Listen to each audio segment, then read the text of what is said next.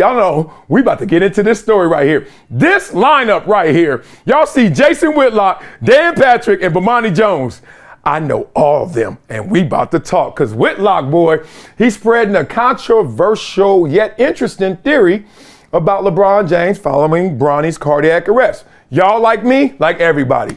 I don't really go far with conspiracy theories, but I certainly perk up when I hear them. And, you know, we saw what happened with DeMar Hamlin. We see what happened with Bronny. Everyone, there's this whole population of people say, told you, it was the jab. Told you, it was the vaccination. Told you, right?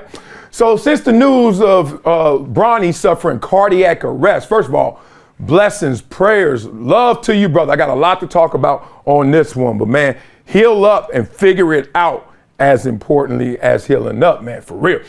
There have been a number of people who have talked about the COVID, as I said, and made mention of it like it has to be that.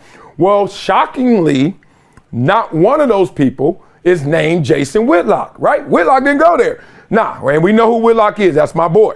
That's my former co-host on Speak for Yourself. He worked at ESPN. We connected at ESPN. He used to come on my show all the time. I know y'all don't like a lot of the stuff he says. I know I don't like everything he says either, but I do know one thing about Whitlock, he gonna be Whitlock, and we gotta salute whatever that is. Okay, so he says, quote, I don't believe LeBron or his family took the vaccine. I believe most elite athletes faked taking the vax. I ain't gonna lie, when I read that, I was like, damn, I didn't even think about that. No way men in prime physical health injected a rush vaccine into their bodies. I refuse to believe that. That's my conspiracy. I don't know what happened to Bronny. Now, what's interesting about this is there are a lot of things we can talk through and learn on this one. Elite athletes, what's their body, their temple, times 1,000 compared to the normal person, because not only is it health is wealth, but more importantly, it's the only way I'm gonna make money, man. Like, if I don't have my body, I don't have a vehicle to make money. So I wasn't in this position when the pandemic hit. I was already retired. But a lot of people used to ask, what would you have done if you were actually playing, an active player? And then you feel the forces, the NFL and everyone saying you have to be vaccinated, right? But then you also like, dog, vaccinated and put that in my body, and then what?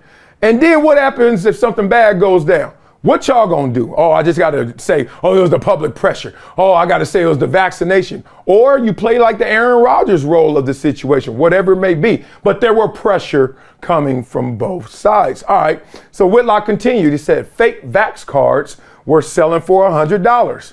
I'm sure LeBron has a personal doctor willing to hook him up. I'll never believe LeBron and Tom Brady took the vaccine. No way. Now, what's interesting about that is he took the top of the top, the creme de la creme. And he's like, man, you think they would really compromise, potentially sacrifice their physical health for a vaccine that even the people who took it, like me, raise your hand. What was in there? Exactly. So they reported on Bronny. Obviously, he was unconscious before he was taken to a hospital by ambulance. And they did say he was unconscious, unreal. So rushed to the hospital immediately. Now in stable condition, no longer in the ICU. Those were the reports. Now, when this story first broke, I wasn't going to talk about it. One, because I don't see a life lesson at first with Bronny passing out and then all of a sudden coming back. I didn't want to be salacious. I didn't have anything to add other than prayers and thoughts, but that's not a 5-10 minute segment. But it did hit home because I had some similar occurrences as this, but I'm going to talk through it. So let's just start back. We got Jason Whitlock here with an interesting theory. We got Bronny obviously trying to heal from his cardiac arrest. We have the vaccine in this conversation as well. As I told you, I took the vaccine. I wasn't smart enough or frankly dumb enough to argue either way. That's how I ain't gonna lie to y'all. I literally was sitting there like, I go to one cocktail party in my head and I'm like, yeah, you should do this. You should do this. Then I go to the other one in my head. I'm like, man, don't do that. You crazy. And I couldn't go anywhere for real because it was shut down. So you on a Zoom with your boy talking back and forth. You don't know if that's boredom talking or he just went down a rabbit hole. He's sending you links and you're like, bruh, I mean, I just want to live. I just want to live. Now, a couple things were in the way for me. I'm a football player. Been playing football since the age of 8, right? And I have taken many of things, and I'm not saying this is right. I'm just telling you this is real, that I didn't know how to pronounce. I didn't know what it was, and I didn't ask what the ingredients were or was told what they were, right? You know, the manila envelope, or whatever. All right, that, inject this, my shoulder hurt, here you go. And I was like, and then who hasn't been vaccinated just in other ways? So I was like, world shutting down, I can't do what I want to do, let me just do it, right? That was my mindset. Football player started it. But let me tell you what started before I was a football player that ties this all together. When I was born, my first year of life, 90% of it was spent in the hospital. Had severe asthma, bronchitis, my family tells me, et cetera, et cetera. In part, why I sound like I sound. Sometimes I sound amazing with my voice. Sometimes it's compromised.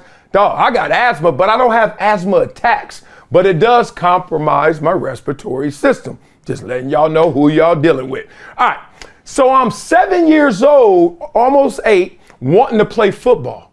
And I remember signing up, and you had to get a physical. Y'all remember the days, right? So I had to get my physical. You got to go to your doctor. He signs off. You take it back to the league, and they say, okay, you can play.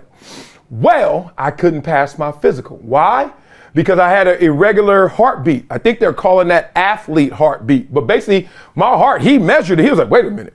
He's like, you're 7, 8? Ooh, okay, let's go do an EKG. Ooh, okay, let's do a CO2 test. I'm like, what? I'm like in Rocky 4 doing this. I'm 7 years old in Compton, Dominguez Medical Center doing this. And he's like, yeah, okay. He's like, I can't pass you. I didn't pass the physical. I didn't pass the second physical. And then I couldn't play sports. I couldn't play football. All I could do was golf. I wasn't even playing basketball, running track, nothing, shut down at 7. And then my grandmother, who was super religified, loved my grandmama deal. She called her sister. Her sister name was Ain't of Honey. Yeah, I don't know how you spell it, but Ain't of Honey. So we called her Ain't of Honey. She from Shreveport, Louisiana. She flew in. I don't know if she flew in just for me, but she was there. And she was like, what's wrong with this boy? And then my grandma explained, I said, I can't play sports because they say my heartbeat's irregular and it's bad. And she was like, oh, no. You too young for all that. Nope. She said, go get me a hammer, a nail, and I'm going to go get my Bible. We're going to go out back. So my grandmother, you know, she lived in one of them apartments, long ones, kind of like you see Minister Society, but not projects, but like long ones. So she had the clothesline right there and the tree right there. So she's like, all right, I want you to stand on that tree, turn around. And I turned around on the tree.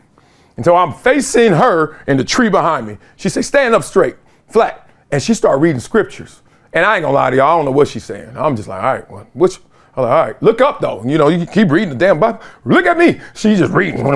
And then she looked at me, grabbed the hammer and the nail, put the nail right over my head like this. Like, nyeh. I thought she was gonna hit me with it. And then she started hammering. I was, and she hitting it. And she hammered that nail into that tree. Said a few more scriptures, and she said, go to that doctor now, let's see what's happened. Y'all know what happened.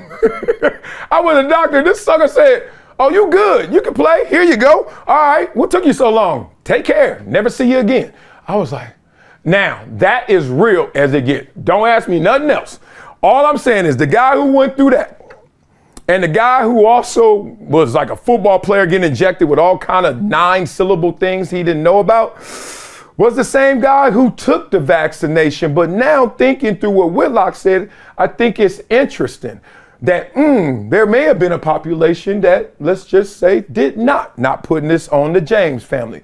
One thing I will put on Bronny, which is unfortunate, but it's going to be real, is that there's this forever paranoia that he's going to live with. Like, will it happen again?